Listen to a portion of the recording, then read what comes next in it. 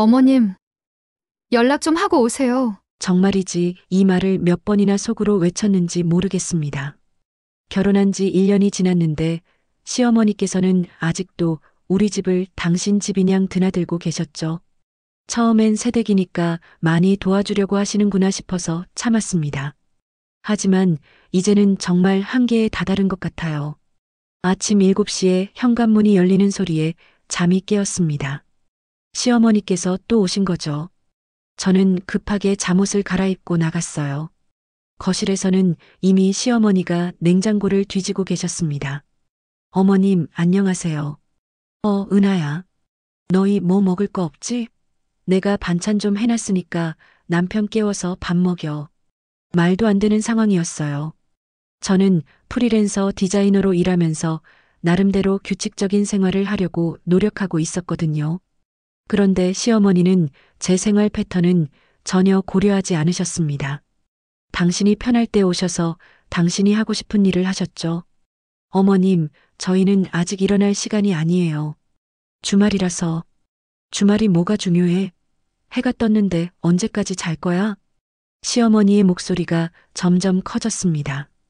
저는 어쩔 수 없이 남편을 깨웠어요. 준우는 눈도 제대로 뜨지 못한 채 거실로 나왔습니다. 어머니, 왜 이렇게 일찍 오셨어요? 일찍이라니. 벌써 7시가 넘었는데. 준우는 별말 없이 시어머니가 차려준 밥상 앞에 앉았어요. 저도 어쩔 수 없이 따라 앉았습니다. 이런 일이 벌써 몇 달째 반복되고 있었거든요. 식사를 하면서도 시어머니는 계속 잔소리를 하셨어요. 집안이 어떻다, 정리가 안 되어 있다. 며느리가 살림을 제대로 못한다는 식으로요. 저는 참고 또 참았습니다. 하지만 마음속으로는 분노가 치밀어 오르고 있었죠. 시어머니의 무단 방문은 날이 갈수록 심해졌습니다. 처음에는 일주일에 한두 번이었는데 이제는 거의 매일이었어요. 제가 집에서 작업을 하고 있으면 갑자기 현관문이 열리는 소리가 났죠. 그럴 때마다 저는 깜짝 놀라서 작업을 멈춰야 했습니다. 은하야, 뭐 하고 있어? 작업 중이에요, 어머님. 작업이 뭐가 그리 바빠? 집안일도 제대로 안 하면서. 시어머니는 제 일을 전혀 인정하지 않으셨어요. 프리랜서 디자이너라는 직업 자체를 이해하지 못하시는 것 같았습니다. 저에게는 그냥 집에서 놀고 있는 사람으로 보이셨나 봐요. 어느 날은 중요한 프레젠테이션을 준비하고 있었는데 시어머니가 오셔서 청소를 시작하셨어요. 진공 청소기 소리 때문에 화상회의를 할 수가 없었습니다. 어머님, 지금 회의 중이에요. 회의가 뭐야? 컴퓨터로 뭘 그리 중요한 얘기를 해? 시어머니는 제 일을 전혀 이해하려 하지 않으셨습니다. 오히려 화를 내시면서 청소를 계속하셨어요. 저는 어쩔 수 없이 방으로 들어가서 문을 닫고 작업을 해야 했죠. 그런 일들이 반복되면서 저는 점점 지쳐갔습니다. 집이 더 이상 편안한 공간이 아니었어요. 언제 시어머니가 오실지 모르니까 항상 긴장하고 있어야 했거든요. 편안한 옷을 입고 있을 수도 없었고 자유롭게 행동할 수도 없었습니다. 제일 힘든 건 시어머니가 제 물건들을 함부로 만지시는 거였어요. 냉장고를 뒤져서 유통기한을 확인하시고 옷장을 열어서 정리를 하셨습니다. 심지어 제 화장대까지 뒤지시면서 이것저것 확인하셨어요. 이건 뭐야? 이렇게 비싼 화장품을 왜 사? 필요해서 산 거예요. 필요하긴. 돈 아까워 죽겠다. 저는 제 돈으로 제가 필요한 걸 산 건데도 시어머니께 핀잔을 들어야 했습니다. 정말 참기 어려웠어요. 가장 답답한 건 남편 준호의 태도였습니다. 저는 준호에게 여러 번 이야기했어요. 시어머니께서 너무 자주 오신다고 미리 연락을 하고 오시면 좋겠다고요. 여보, 어머니한테 말씀 좀 드려봐. 연락하고 오시라고. 뭘 그런 걸 가지고 그래? 어머니가 오시는 게 그렇게 싫어? 준우는 제 마음을 전혀 이해하지 못했습니다. 오히려 저를 이상한 사람 취급하셨어요. 어머니가 오시는 게 당연하다는 식이었죠. 싫다는 게 아니라 미리 말씀해 주시면 좋겠다는 거야. 어머니가 언제 오시든 상관없잖아. 우리가 뭐 숨길 일이라도 있어? 준호의 말에 저는 할 말을 잃었습니다. 문제의 핵심을 전혀 이해하지 못하고 계셨어요. 저는 그냥 제 공간에서 편안하게 지내고 싶을 뿐이었는데 그게 그렇게 이상한 일인가요? 어느 날 저녁 저는 다시 한번 준호와 진지하게 이야기해 보려고 했습니다. 여보, 정말 심각하게 말하는 거야. 어머니가 너무 자주 오셔서 힘들어. 엄마가 뭘 잘못했다고 그래. 반찬도 해주시고 청소도 해주시는데 그게 문제가 아니야. 우리한테 물어보지도 않고 그냥 하시잖아. 물어볼 게 뭐가 있어? 좋은 일 해주시는 건데. 준호는 끝까지 시어머니 편이었습니다. 저의 불편함은 전혀 고려하지 않으셨어요. 오히려 제가 예민하게 구는 것처럼 말씀하셨죠. 그날 밤 저는 정말 서러웠습니다. 남편조차 제 편이 되어주지 않는다는 게 너무 속상했어요. 결혼해서 이런 외로움을 느낄 줄은 몰랐습니다. 시간이 지날수록 시어머니의 간섭은 더욱 심해졌습니다. 이제는 제 개인적인 일까지 참견하기 시작하셨어요. 언제 아이를 가질 건지, 왜 아직도 임신을 안 하는지 계속 물어보셨습니다. 은하야, 결혼한 지 1년이 넘었는데 아직도 배에 소식이 없네. 아직 계획이 없어요, 어머님. 계획이라니. 나이가 몇인데 계획을 세워? 빨리 임신해야지. 시어머니는 제 사생활까지 간섭하려고 하셨어요. 심지어 제가 먹는 음식까지 체크하시면서 임신에 좋은 음식을 해주겠다고 하셨죠. 저는 정말 숨이 막힐 것 같았습니다. 어느 날은 제가 없는 사이에 와서 집안을 다 뒤지고 가셨어요. 돌아와 보니 제 옷장이 정리되어 있었고 서랍 안도 다 뒤져놓으셨더라고요. 어머님이 오셨다 가셨어요? 준호에게 물어보니 어머니가 와서 정리를 해주셨다고 하더군요. 저는 정말 화가 났습니다. 제가 없을 때 와서 제 물건을 함부로 만지는 건 너무하다고 생각했어요. 여보, 이건 정말 아니야. 내가 없을 때 와서 내 물건을 뒤지시면 어떻게 해? 뒤진 게 아니라 정리해 주신 거잖아. 정리든 뭐든 내 허락 없이 하시면 안 되는 거 아니야? 어머니가 뭘 잘못했다고 그래. 좋은 마음으로 해주신 건데. 준우는 여전히 시어머니를 옹호했습니다. 저는 정말 답답했어요. 이 집에서 제 권리는 전혀 인정받지 못하는 것 같았습니다. 그 이후로 저는 시어머니가 올 때마다 더욱 불편해졌어요. 제 공간이 침해당한다는 느낌이 들었거든요. 집이 더 이상 편안한 곳이 아니었습니다. 그날은 특히 바쁜 하루였습니다. 클라이언트와의 미팅이 길어져서 집에 늦게 들어갔어요. 시계를 보니 오후 8시가 넘어 있었습니다. 준우는 아직 퇴근하지 않았을 시간이었죠. 현관문을 열고 들어서는 순간 저는 깜짝 놀랐습니다. 거실에 불이 켜져 있었고 주방에서 소리가 났어요. 혹시 도둑이 들었나 싶어서 조심스럽게 다가갔습니다. 그런데 주방에서 나온 사람은 시어머니였어요. 그것도 혼자가 아니었습니다. 낯선 아주머니 두 분이 더 계셨죠. 어머님? 은하야. 일찍 왔네. 시어머니는 태연하게 말씀하셨습니다. 마치 당연한 일인 것처럼요. 저는 정말 어이가 없었어요. 어머님, 이분들은 누구세요? 아, 우리 동네 친구들이야. 너희 집이 넓다고 해서 구경시켜줬어. 저는 귀를 의심했습니다.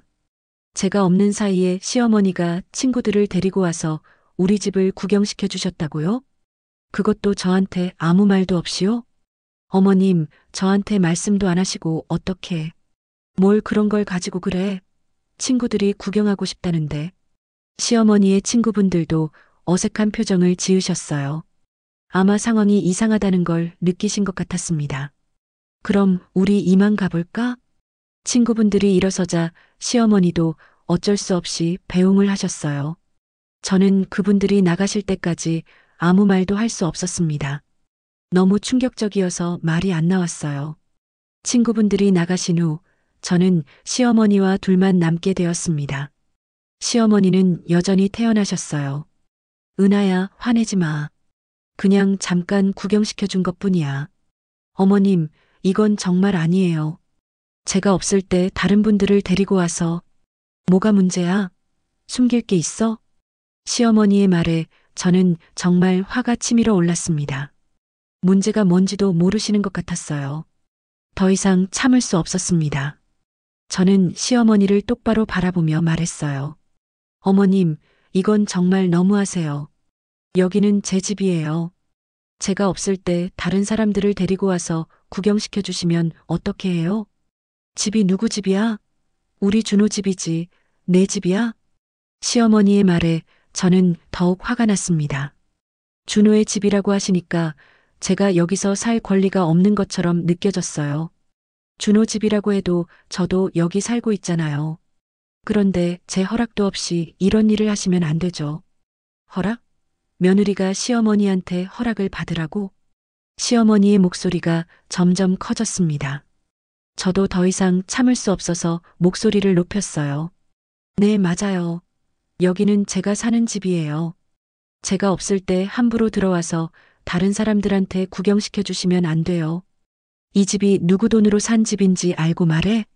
그런 게 중요해요? 저도 여기 살고 있는 사람이라고요. 그때 현관문이 열리면서 준호가 들어왔습니다. 거실에서 큰 소리가 나는 걸 듣고 놀란 표정이었어요. 무슨 일이야? 시어머니가 먼저 말씀하셨습니다. 준호야, 내 와이프가 나한테 소리를 지르네. 어머니가 뭘 하셨는데? 저는 준호에게 상황을 설명했습니다. 시어머니가 제가 없을 때 와서 친구들을 데리고 와서 집을 구경시켜줬다고요. 준호의 표정이 조금 당황스러워 보였어요. 어머니, 그건 좀. 뭐가 문제야? 친구들이 구경하고 싶다는데. 그래도 미리 말씀을 해주시지. 준호가 조심스럽게 말했지만 시어머니는 화를 내셨어요. 내가 내 아들 집에 와서 뭘 못하겠다는 거야?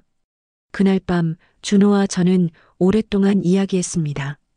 처음으로 준호가 시어머니의 행동이 좀 과하다고 인정했어요. 미안해, 은하야.